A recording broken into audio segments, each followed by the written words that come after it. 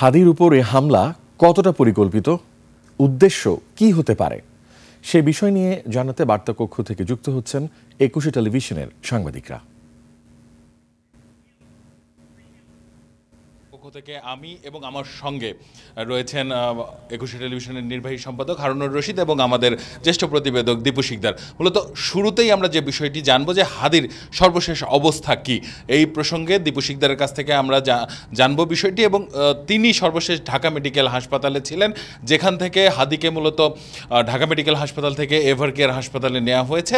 সেই প্রসঙ্গে দীপু শিকদারের কাছ থেকে জানি তিনি চিকিৎসকদের সঙ্গে কথা বলেছেন এবং একই সঙ্গে ঢাকা মেডিকেল কলেজ হাসপাতালে আমরা দেখেছি যে বেশ কয়েকটি রাজনৈতিক দলের নেতাকর্মীরাও এসেছিলেন, তারাও সেখানে গিয়েছেন এবং চিকিৎসকদের সঙ্গে আপনি কথা বলেছেন। মূলত সর্বশেষ কি পরিস্থিতি সেখান থেকে জানা গিয়েছে? ধন্যবাদ সুমিত।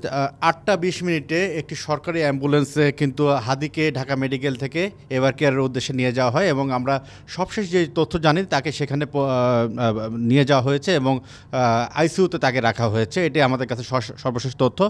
আর স্বাস্থ্য অধিদপ্তরের ডিজির সাথে আমরা কথা বলেছি, তিনি যেটা জানিয়েছেন তাকে কৃত্রিম শ্বাস প্রশ্বাসে বাঁচিয়ে রাখা হয়েছে এবং পরিবারের ইচ্ছায় মূলত তাকে উন্নত চিকিৎসার জন্য এভার কেয়ারে নেওয়া হয়েছে। এবং তারা যেটা বলছে যে সরকারের পক্ষ থেকে হোক চিকিৎসকদের নির্দেশনা দেওয়া হয়েছে যেন মানে সর্বোচ্চটুকু যেন চিকিৎসকরা করেন, সেই চেষ্টা তারা করছেন। বাকিটুকু তারা বলেছেন যে এটা বাকি আল্লাহর হাতে।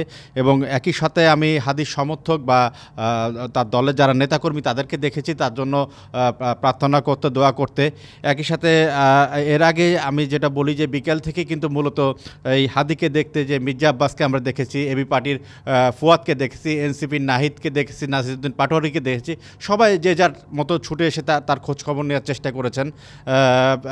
আর এই যে একটা ভিড় হয়েছিল আপনার, মূলত এই ভিড়ের কারণে কিন্তু কিছু সময়ের জন্য ঢাকা মেডিকেলের ইমার্জেন্সির যে চিকিৎসা ব্যবস্থা এটা কিন্তু বেশ সময়ের জন্য ব্যাহত হয় এবং একটা সময় কিন্তু সেনাবাহিনী প্রায় 6-7 গাড়ি আমি দেখেছি যে সেনা সদস্যরা এসেছেন এবং তারা সেখানে টোটালটা নিরাপত্তার যে ব্যবস্থা সেটা তারা নিজেদের মধ্যে করে কন্ট্রোল করার চেষ্টা করেছেন। এক পর্যায়ে কিন্তু আপনার ইমার্জেন্সি থেকে লোকজন সরিয়ে দেওয়ার পরে আপনার সাধারণ রোগী যারা ছিল তারা আবার চিকিৎসা পেতে শুরু করে।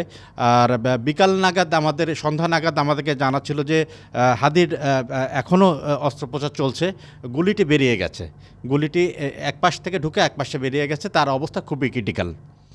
মূলত এখানে যে রাজনৈতিক দলের নেতাকর্মীরা পরিদর্শন করেছেন এবং তারা একই সঙ্গে গণমাধ্যমের সঙ্গেও কথা বলেছেন, সে সময় মূলত কী ধরনের উক্তি বা কী ধরনের সংশয় তারা জানিয়েছে? দেখেন, নির্বাচনের তফসিল হয়ে গেছে, এখন প্রার্থী যারা আছে তারা প্রচারণা করবে, এটা হচ্ছে রীতি। তো হাদির বিষয়টা যদি আমি স্পেসিফিক বলে থাকি, সে কিন্তু 2 দিন আগেও কিন্তু তার উপর হামলা হতে পারে এরকম একটি আশঙ্কা করেছিলেন এবং প্রায় সময় তাকে আমরা বিভিন্ন মাধ্যমে বলতে শুনেছি যে তার প্রাণের সংশয় আছে।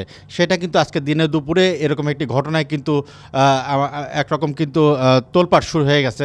আর এটার প্রভাব অবশ্যই প্রার্থীদের উপর পড়েছে। তারা যেটা চিন্তা করছে যে এখন তারা নিরাপত্তা নিয়ে তারা শঙ্কিত, এরকমই কিন্তু তারা আমাদেরকে জানিয়েছে যে তারা প্রচারণায় গেলে যে হামলা শিকার হবেন না, এই বিষয়ে তাদের সংশয় রয়েছে। ধন্যবাদ দীপু আপনাকে। এখন আমি যাচ্ছি আমাদের একুশে টেলিভিশনের নির্বাহী সম্পাদক হারুনুর রশিদের কাছে, যিনি মূলত ঘটনাস্থল পরিদর্শন করেছেন। তার আগে একটি বিষয় আপনাদের জানিয়ে রাখি যে ওসমান হাদি ঢাকা 8 আসন থেকে সম্ভাব্য সংসদ সদস্য নির্বাচনের জন্য প্রস্তুতি নিচ্ছিলেন। দীর্ঘদিন ধরে তার এই প্রস্তুতি চলছিল।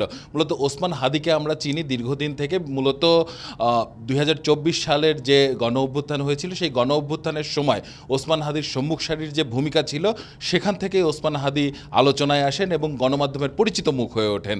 ওসমান হাদি বেশ সোজা সাপটা কথা বলার জন্য বেশ পরিচিত ছিল এবং ওসমান হাদি তার সংসদ সদস্য নির্বাচনের জন্য যে ঘোষণা সেটিও দিয়েছিলেন এবং সেই প্রচারণা কালেই মূলত এই ধরনের হামলার ঘটনা ঘটে। ঘটনাস্থল এবং সময় এবং এই ঘটনা সম্পর্কে আরও বিস্তারিত তথ্য আইনশৃঙ্খলা বাহিনীর সদস্যদের সঙ্গে কথা বলেছেন একুশে টেলিভিশনের নির্বাহী সম্পাদক হারুনুর রশিদ, তার কাছ থেকে জানবো বিস্তারিত। ধন্যবাদ। আমি যেটা করেছি মূলত সেটা হচ্ছে যে সবসময় আমি তো ক্রাইম রিপোর্টার হিসেবে আমি গ্রো করেছি, আমি ঘটনাস্থলটি সবার আগে পরিদর্শন করেছি, আমি হাসপাতালে গিয়েছিলাম। তো ওই লোকেশনটা আমার পরিচিত। আমি ওই সময় এক সময় ওই এলাকার একটি পত্রিকায় কাজ করতাম। তো সেটি হচ্ছে আপনার এই কালভার্ট রোড যেটাকে বলে সেটার মাঝখান জায়গাটায়, অর্থাৎ আপনি যদি এদিক থেকে বিজয়নগর থেকে ঢোকেন তাহলে ওদিকে বেরিয়ে ওই সড়ক থেকে একদিকে বাংলা মোটর আর একদিকে রাজারবাগে যাওয়া যায়, ঠিক মাঝখানটিতে। আমি কথা বলেছি এবং ক্রাইম সিনটা ভালো করে দেখেছি, এবং তাতে হচ্ছে যে তাকে খুব একদম কাছে এসে ঘেঁষে গুলি করা হয়েছে, এবং আমার কাছে একটা ভিডিও ফুটেজ রয়েছে, আমি সেটি দেখাতে পারবো কিনা, যেটা এখনও কোনো সংবাদ মাধ্যমে আসেনি। যে আপনারা যদি খেয়াল করেন, আমি জানি না এটা দেখা যায় কিনা, একদম এই বাম কানের কাছ থেকে তার গুলিটি এখানে মারা হয়েছে, গুলিটি ছোড়া হয়েছে একদম কানের কাছ থেকে। এখন যেটা এটা থেকে যা বুঝলাম আমি দেখে, সেটা হচ্ছে অত্যন্ত পরিকল্পিত। এটা একদিনে নয়, হাদিকে হত্যার পরিকল্পনাটা বেশ কিছু সময় ধরে করা হয়েছে। আমি পুলিশ কর্মকর্তাদের সাথে কথা বলেছি, সিসি ফুটেজগুলোও আমি নিজে দেখার চেষ্টা করেছি। তো এখানে আমরা দুজনকে দেখছি, তো দুজন একটি মোটর বাইকে, এবং তারা কিন্তু মাস্ক এবং হেলমেট পরা ছিল। কিন্তু আপনি যদি খেয়াল করেন, এই আজকে যেটা আমার কাছে যে তথ্য রয়েছে সেটি হচ্ছে হাদির যে সকালের দিকের যে প্রচারণা ছিল, সেখানে কিন্তু এই যুবকের অংশগ্রহণ দেখা গেছে। এই দুইজন আজকেই প্রথম এসেছিল, এবং তাদের এখানে মাথাটা চেনা যায় না, ঠিকই আছে, কিন্তু অন্যান্য অবয়ব মিলে যায়, অর্থাৎ তারা রেকি করছিল সকাল থেকেই। তো আমার মনে হয়েছে যে এই জায়গাটি কেন বেছে নেওয়া হয়েছে, ওই যে জায়গাটি উল্টো দিকের সিটি ব্যাংক আছে, এবং ওই সিসি ক্যামেরা এবং পাশের ক্যামেরায় দুটো ফুটেজ আমরা দেখছি এখন। যেটা হয়েছে যে ওখান থেকে বেরিয়ে যাওয়ার পথটা খুব সহজ। ওখান থেকে তারা এসছে, হাদিও এসছিলেন আপনার দৈনিক বাংলার ওই যে রাস্তাটা থেকে, মনের ওই রাস্তাটা থেকে তারাও তাকে ফলো করতে করতে এসছেন, এবং তারা সামনের দিকে গিয়ে বিজয়নগরের দিকে পালিয়ে গেছেন। খুবই ওপেন স্পেস, এবং ওই জায়গাটাও চয়েস করেছে অনেক চিন্তা করে যে কিভাবে এই হত্যাকাণ্ডটা ঘটানো যায়। ওই রাস্তা দিয়ে না গেলেও বাম পাশে আশপাশে আরও অনেক গলি রয়েছে, অর্থাৎ যারা কিলার তারা অত্যন্ত প্রশিক্ষিত, তারা খুব ওয়ান শুটেই তারা কিল করতে দক্ষ, এভাবেই কিন্তু তারা কাজটি করেছে, এবং তারা কিন্তু পরিকল্পনা করেছে কখন কি, আজকে সারাদিন থেকেই তাদের পরিকল্পনা ছিল, এবং খুবই দক্ষ, এবং এখানে পেশাদার কিলারকে ব্যবহার করা হয়েছে বলে আমার মনে হচ্ছে, এবং সুপরিকল্পিতভাবে কারা কী কারণে করেছে সেটা নিশ্চয়ই তদন্ত বেরিয়ে আসবে। সুপরিকল্পিতভাবে করা হয়েছে, এবং ওখানে কিন্তু গুলির খোসা একটা পাওয়া গেছে। আদার্স ক্রাইম সিনটা আমি দেখে এসেছি, সেটা হচ্ছে কি, ওখান থেকে যেটা ক্রাইম সিন করা হয়েছে, ওখানে হাদি যখন গুলি করা হয় তারপরে একটু রিক্সাটা এগিয়ে হাদি ওখানে আসলে নিস্তেজ হয়ে পড়ে যান। তার আগেই ওই যে দুইটা রাস্তার মাঝখানে ডিভাইডার আছে, এমনি ডিভাইডার স্টিলের, তার মানে ফাঁকা জায়গা আছে, সেই ফাঁকা জায়গাটাকে গুলি করা হয়। তার থেকে 10 ফুটও না, 7-8 ফুট এসে হাদি পড়ে যায়, আর ততক্ষণে তারা এই পাশ থেকে চলে যায়। একটি গুলির শব্দ শোনা গেছে, এবং এখানে অনেক সিসি ক্যামেরা। আমার যেটা মনে হচ্ছে, এটা অফিস পাড়া হলেও শুক্রবারের দিন এই এলাকাটি একেবারেই ফাঁকা থাকে। মানে অফিস পাড়ার যেটা ক্রিমিনালদের জন্য যেটা সুবিধা, শুক্রবারে কিন্তু অফিস পাড়াগুলো নিরিবিলি থাকে, এবং অন্যান্য মার্কেট এলাকা কিন্তু জনবহুল থাকে। এটাও তাদের একটা পরিকল্পনার অংশ, এবং এই দুইজন অপরিচিত লোক আজকেই কিন্তু যোগ দিয়েছিল হাদির এই যে নির্বাচনী প্রচারণায়। তো আমার মনে হয় যে খুব কঠিন না, পুলিশ চাইলেই খুব দ্রুত তারা অ্যাকশনেও যাচ্ছে, সারাশি অভিযান চালাচ্ছে। তো এইটা চিহ্নিত করতে হবে। আরেকটা কথা বলে রাখি, আমরা একটি মোটর বাইককে চিহ্নিত করছি, কিন্তু আমার কাছে বিভিন্ন কথা বলে এখানে ব্যাকআপ গ্রুপ ছিল, অন্তপক্ষে আরও 2টো মোটরসাইকেলে আরও 2 থেকে 4 জন ছিল। অর্থাৎ এই কিলিং মিশনটা আমার বিবেচনায়, আমার কাছে তথ্য রয়েছে 6 জনের।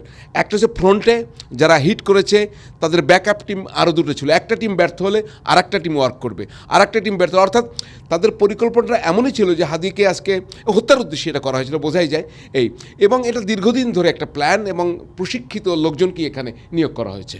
আরেকটি বিষয় আপনার সঙ্গে আলাপ করতে চাই, নির্বাচনের তফসিল হয়েছে, তফসিলের পরের দিন এই ধরনের ঘটনা অবশ্যই একটি আতঙ্কের এবং উদ্বেগের বিষয় একই সঙ্গে, এবং গত কয়েকদিন ধরেই কিন্তু বিভিন্ন রাজনৈতিক নেতারা তাদের জীবন সংশয়ের কথা বলছেন। নাসিরুদ্দিন পাটোয়ারি বলেছেন তাদের সংশয়ের কথা, একই সঙ্গে রাশেদ খান গণ অধিকার পরিষদে তিনি বলেছেন যে 50 জনের হত্যার একটি টার্গেটের মিশন আছে। তো এই তফসিলকে কেন্দ্র করে বা এর আগে পরে এই ধরনের ঘটনাকে, আইন শৃঙ্খলা পরিস্থিতিকে কিভাবে বিবেচনা করবে? সেটা দীর্ঘ আলাপ, এই অল্প সময়ে করা যাবে না। তবে আমার যেটা মনে হয় যে নির্বাচনকে বাধাগ্রস্ত করতে চায় যারা, তারাই এই সমস্ত প্রক্রিয়া শুরু করেছে। এটুকুই আপনি আজকে জেনে রাখেন আমার কাছ থেকে, কারণ এটি আরও দীর্ঘ আলাপের বিষয়, এবং আরও ঘটনা যদি সতর্ক না হয়, যদি পুলিশ বাহিনী, আইন শৃঙ্খলা বাহিনী, যৌথ বাহিনী যদি আরও সতর্ক না হয়, নির্বাচনকে বানচাল করার জন্য আরও ঘটনার জন্য প্রচেষ্টা হয়তো বা তাদের থাকবে। সুতরাং এটি কিন্তু ওয়েক আপ কল আমি মনে করি, সুতরাং সতর্ক হতে হবে।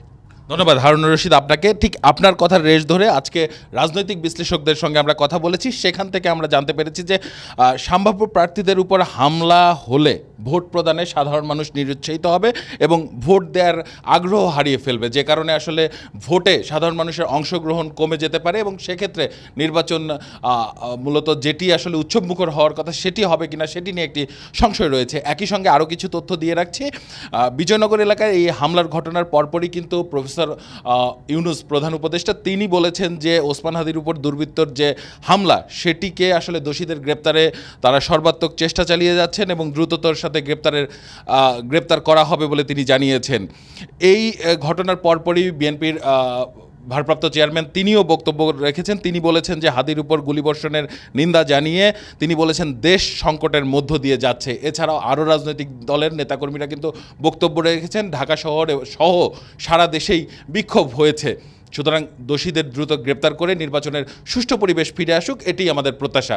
রিয়াজ, হাফিজ। আপনাদের সবাইকে অসংখ্য ধন্যবাদ।